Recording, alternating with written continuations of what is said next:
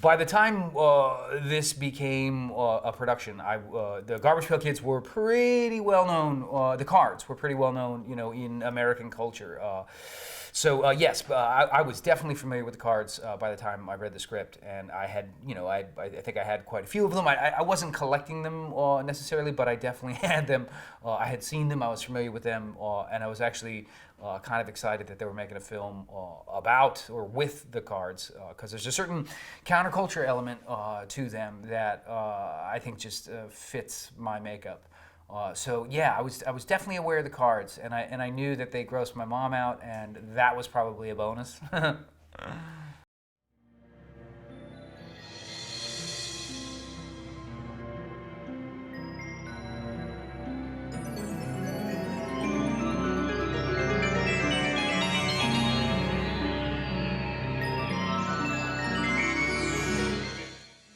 So I was about 13 years old and had been on a pretty popular television show for a couple of years called The Facts of Life. And I wasn't a main character or anything like that, but the show was popular and people liked it, and I was, at least in my experience, recognizable. If you spend time at the mall. And so a foray into film was an exciting idea for me, career-wise. And my brother had been working very successfully in film by that point, and used to give me a hard time about that piece of shit sitcom that I was on, which is funny. And so the opportunity to do a film was super, super exciting. And it was a regular audition that came through, to play the lead in a major, so I thought, motion picture. And I read the script and I was like, oh, this is great. These Cards are great. The kids are great. This would be great. Went in, got the part, and was thrilled, and was going to spend the summer that I turned 14 working on the film. And wait, is that right? No, 13. 87, no, 86, 12 into 13. And so, I was thrilled. My parents were divorced at the time, and so there were two camps about, what is Mac gonna do. And the manager I had was excited for me to go to work and make a little money, and my mom was excited for me to go to work, although I think she was busy being the president of SAG at the time, so she may not have been paying as close attention. And my dad got wind of it, and man, he was bummed. He read the script, and he was like, oh, no, Macker. And he did whatever he could to try to get me out of doing this movie. And I'm like, Dad, I'm going to be the star of a film. This is a great thing. And he's like, Macker, don't. The script, don't. And I'm like, Dad, it's going to be terrific. And the contracts were already signed, so off I went to the San Fernando Valley, Laurel Canyon and Sherman Way, to a converted warehouse to engage in the making of this legendary film.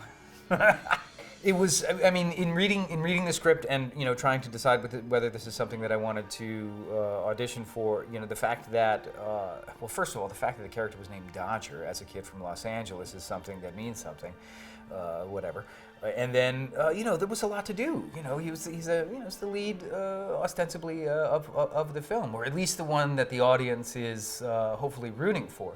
Although, in the years since we've made it, I found out there's quite a few Tangerine fans out there. There's a number of Juice fans, and a lot of fans of Blythe. Don't try to take my leg. I may be small in the universe, but here on earth, I'm a big, big man.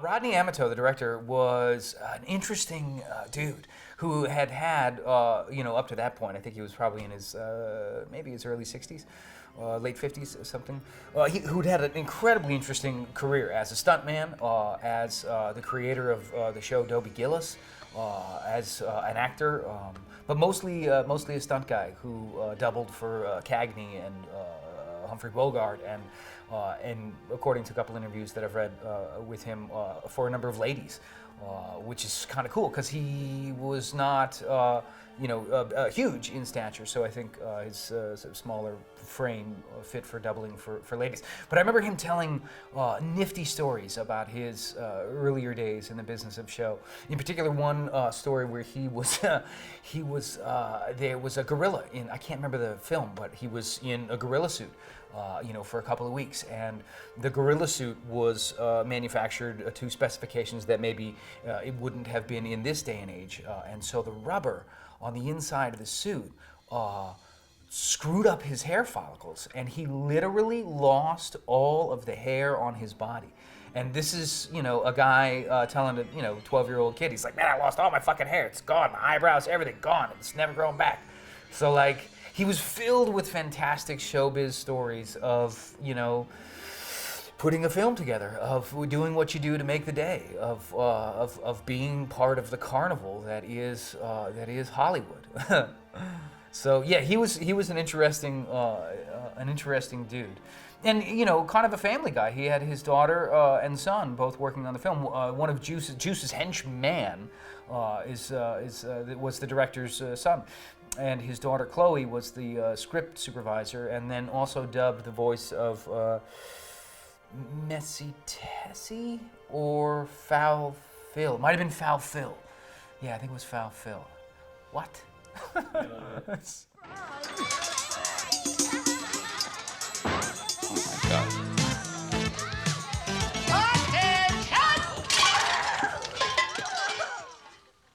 You let him out. You let them out of the garbage pail. I don't know what happened, honest. You don't? Hiya, Captain. Long time no see. Yeah, great memories of Anthony Newley. I mean, this is a guy who had had a tremendously successful show business career, prior to this event, and had a lovely house in the Hollywood Hills, or Bel Air or whatever. And I remember going to have a couple of rehearsals with him at his house, which was beautiful and tasteful and well taken care of. And he had a daughter who was around my age, upon whom I developed a magnificent crush, inside of 15 minutes, as you do at 12. And then on the set, I mean, he was a professional, just a terrific professional who was, engaged and I think, took a liking to this young, earnest kid, and never really let on that he might know that what we were doing was not, the Canterbury Tales. But a delightful fellow, a delightful fellow. And there's a funny story associated with him and his career and my father and his opinion of this production, in that Tony Newley was famous for a show and a song called What Kind of Fool Am I? And apparently when the film came out, the Garbage Pail Kids, the Daily News here in the Valley used the sentence, "Now I know what kind of fool Anthony Newley is." Which still makes my dad laugh. Still makes him laugh. That's funny. Well, Katie Barberi and I actually knew each other before the film. And in real life, we're actually dating before we started making the movie. And we're dating through half of the production, but then broke up halfway through. And so there was a great deal of real life sort of overlapping with the production. And, I was 13, she was a couple years older, and we were, super fond of each other. And I don't know what it was that broke us up, other than, just being 13 and 15, 13 and 16 or whatever. But it, there was a moment of, it's actually interesting because it's a testament, I think, to both of our professionalism that we still showed up at work and got the job, to use the term loosely, done. But there was a lot of stuff going on in the scenes underneath what was going on in the scenes. And, I heart her and have hearted her as, since I was a kid. And it's wonderful that we got to work together. And it's weird that we broke up during the production.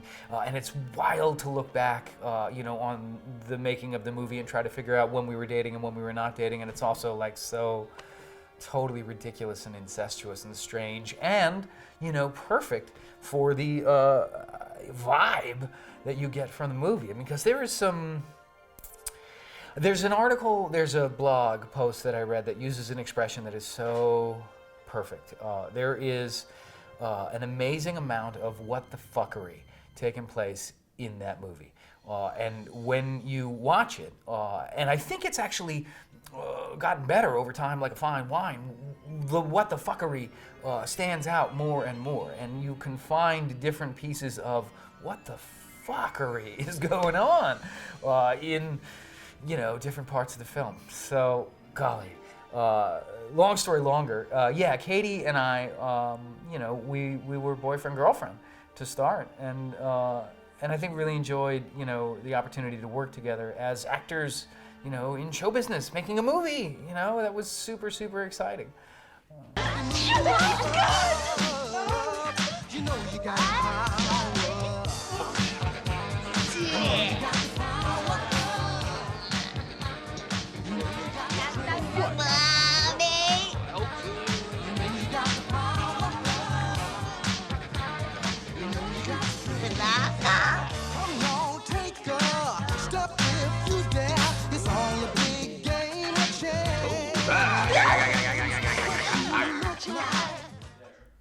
The true heroes of the film, in my opinion, are the actors who portrayed the Garbage Pail Kids, who were stuck in those, god awful masks and rubber, latex suits for 9 hours a day. That was not very easy to do, and I have a tremendous amount of respect for the amount of work that goes into what everybody did. And I was fortunate enough to have a terrific relationship with each and every one of them in an individual and interesting manner. Kevin Thompson, who played Alligator, was sort of the leader. I don't know if it had to do, I think it has everything to do with his personality. I think he's just a leader by nature. And so, and also the character Alligator is a bit of a leader, amongst the crew of Garbage Pail Kids. And so that sort of fit. And I had a tremendous amount of respect and kind of looked up to him and kind of wanted to be like him because he was funny and he had a good attitude and he got the work done. And I mean, you got to understand, we're shooting in San Fernando Valley in the middle of summer. And, it's a converted warehouse, so the air conditioning is not terrific to begin with. And you have people in their, 20s and 30s, and I think maybe Phil and Sal Fondacaro might have been in the they're probably in their 30s, going into this building and getting into what is essentially, a hazmat suit with insulation. And long johns, and then so the sweating begins immediately, and there must have been a constant stream of water supplied to these folks. Otherwise, there would have been a casualty, or several casualties. Arturo Gil, who played Windy Winston, was another guy that I just loved. He had the most incredible truck. He had this pickup truck, this black pickup truck that was lifted, that had the kit on it, and so it was, seriously up there. And he had a step ladder that got him up there and stuff, and it was just this monster truck, and it was so great, and I loved that truck. And actually later in life had a Ford Explorer with a lift kit on it, and I think I was influenced enough by Artie to have, I think that's part of the reason why. But he also had a fantastic attitude all the time. And he'll mention, I think, I saw him years later at a screening of the film a couple years back, and he shared stories with the audience that watched the screening of the film that there was a part of the group of the kids that would go off at lunch and knock back some margaritas, and probably had to save their own lives, but they were having a lot of fun whilst being tortured, essentially. I mean, the camera would turn off and the heads would come off, and then 1,000 tubes of cooled air would come in, and everybody would sort of shuffle over to where the tubes were and try to get as much AC blown into their system as possible. And they got these latex gloves on and these huge padded suits, and nothing breathed. And so, it is a miracle that they all survived. And nary a one had a bad attitude, which is, I mean, something to be said for human nature, number one, but also this particular collection of people really got it done. You know, I'm going to make this sentence even longer. One of the underlying elements of the film, one of the messages, if you will, that it's trying to put across, and in an ad hoc manner for sure, because the script takes some turns that you're like, what the hell? But one of the underlying messages is, that beauty is on the inside. And I can say with absolute certainty that the beauty that was on the inside of those costumes was something amazing and transcendent. And a testament to real human beauty, where people go above and beyond their physical limitations in order to accomplish a team goal. And I know, we're talking about kind of a wonky little movie, but within the context of the making of the film, those little people were fucking heroes, absolute heroes. And the beauty from within shone through. Something special.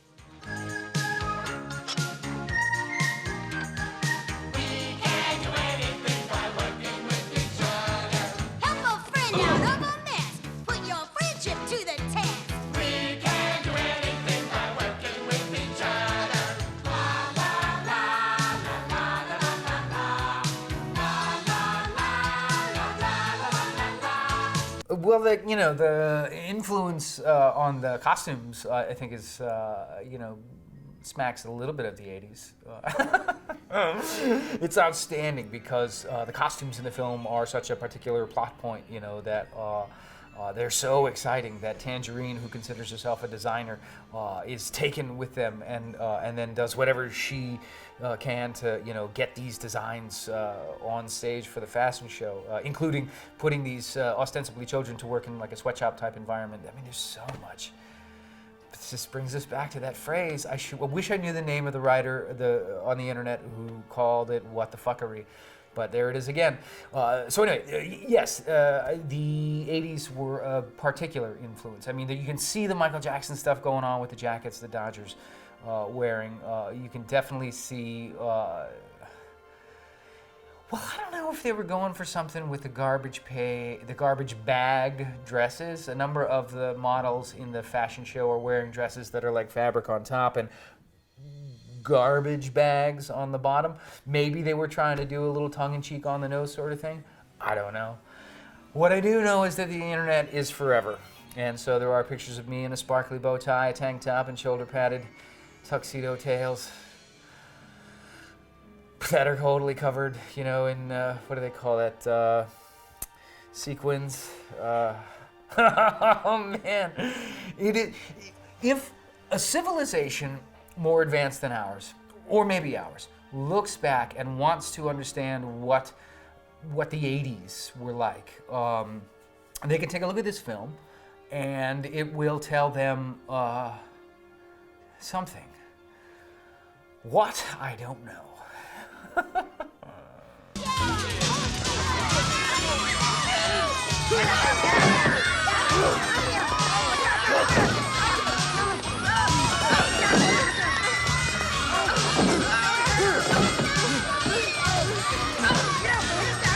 It's interesting because as a 12/13-year-old, I was extremely interested in doing as much as I could stunt-wise. There is a shot where Dodger goes sliding across the hood of the '69 Triumph that Tangerine drives, and that is clearly influenced by either Bo or Luke Duke. I can't remember which. I think it's Bo. Wait, who was on the passenger side? This isn't important. But there was a moment that took place in that car that actually kind of put the kibosh on Dodger doing any of his own stunts. We started off shooting almost in order, so Dodger getting thrown in the puddle at the park. That was me. I was happy to do it, covered in mud. Felt like I was making movies. But Katie Barberi, playing Tangerine, didn't have much experience driving a car. She was 16, she had a license, but she didn't have much experience driving a car, and she didn't have any experience driving a stick. And that '69 Triumph belonged to the director's son. who, from my understanding, was happy to let his dad use the car in the film, was afraid to let his dad use the car in the film lest something happen, and something happened. I don't know how much you see of the car before it was damaged, but you do see the car after it was damaged. What happened was, it's time to get to that fashion show. Dodger and Tangerine come running out. I think I do the move sliding over the car. No, I forget. And Tangerine gets in the car and has to pull out from behind what is obviously a stake bed, the grip truck, and get into traffic, if you will. But we're in... we're behind the warehouse where we were shooting. And if you drive straight, there's a brick wall. And if you go left, it's down the alleyway. And so Katie had not a lot of experience driving a stick. And we get in the car. She pulls that Triumph out from behind the stake bed, and she puts the gas, and I feel like maybe just forgot to steer, because we went directly into that brick wall. No joke. Like, I distinctly remember looking to my left, turn, and spam. So we smashed up that pristine '69 Triumph, bang, right into the brick wall. Word got back to my dad, and thereafter, the car was no longer, he called, was like, oh, this is not safe. So thereafter, the car was not allowed to be on when we were filming the driving scenes. So there's a couple of scenes where you see Tangerine pulling up to a parking spot, and that is 4 or 5 guys with a rope pulling that thing up or pushing it up. Oh man, that poor car got shafted. I don't know, I guess somebody had to pay to get it fixed, but a pristine '69 Triumph, I think there's something metaphorical going on with that experience too, because it was a great idea, this Garbage Pail Kids movie, but for whatever reason, we got in the vehicle and we drove it straight into a brick wall. Looking back on the film, it was a tremendous experience. I've done a couple of interviews about it of late. For whatever reason, it has stuck around. Could be the smell. I don't know. Actually, that's bullshit, because I believe that it's stuck around for intrinsically good reasons. The cards were a tremendous influence on a number of people. There are a great deal of artists that I've met that say that those cards, the artwork in particular on those cards, and the idea behind those cards were a tremendous influence on them as kids, and that's what got them doodling. That's what got them interested in counterculture ideas, and from there, their artistry really grew, and that there's some value there. I know in reading what people have written about this movie, because it is an experience when you see this movie, and it has an effect on people. I know, just in stuff that I've read, I can tell that writers, critics, reviewers, people who are interested in film, cinephiles, they go the extra mile when they're writing about this movie. As if it's worthy of going the extra mile because of the amount of that's going on. And if I can get philosophical for a second, the lotus flower grows from the dirtiest of water. And so I think that there is something to people getting inspired by the muck that this film looks like, and is. And so that's a good thing. I think that there's some value there, and again, the theory, the moral in the movie about beauty being in the eye of the beholder, and that there is innate goodness in everything, except for the bad guys. Well, there's good in them too. They just don't know it. That is of value, and so it may in some ways have influenced people less or more than a great film could have. People are complex. Also, for me personally, looking back at the film, and in particular doing interviews about it over the last couple of years, because it has stuck around for whatever reason, internet. These are like therapy sessions. This is like, instead of paying somebody $100 an hour, I get to go unload all this stuff from my childhood. And I walk out of here not laden with it anymore. So I'm grateful that people are still interested because I get to, get a little healthier psychologically by talking about my childhood. Well, perhaps it would have been safer to lock them away from the world. But as you've taught me, Doctor, you can't change the world by locking yourself away from it. I find myself approached by fans of this film more often than I would like to admit. But there's a lovely sense of connection when, and it's usually somebody who's like, I don't want to, they'll ask about a couple other things first and kind of, soften the blow, but they say, also, I kind of know you from the Garbage Pail Kids. And it's hysterical because people expect, well, I tell you what, it keeps my ego in check and it keeps my head small. And it's a good experience to remind me that, no matter how much success, so-called success I might be able to achieve in the business of show, you can't forget where you came from. And like the lotus from the muddy waters. So yeah, there's a number of people who love this film, or who were affected by this film, or remember this film, or can't forget this film, no matter how hard they try. Yeah, there's a lot of people out there that, the best part, honestly, is a lot of artists. I meet a lot of very interesting and cool people who say that, both the cards and the film had an impact and an influence on them. And if one can be inspired by what they see on the screen or the tube, then that is far more successful than any amount of money that could have been made at the time, which, obviously was the idea. The cards were so popular. Who's not going to go see the movie about the Garbage Pail Kids? Anybody who talked to anybody who saw the movie about the Garbage Pail Kids.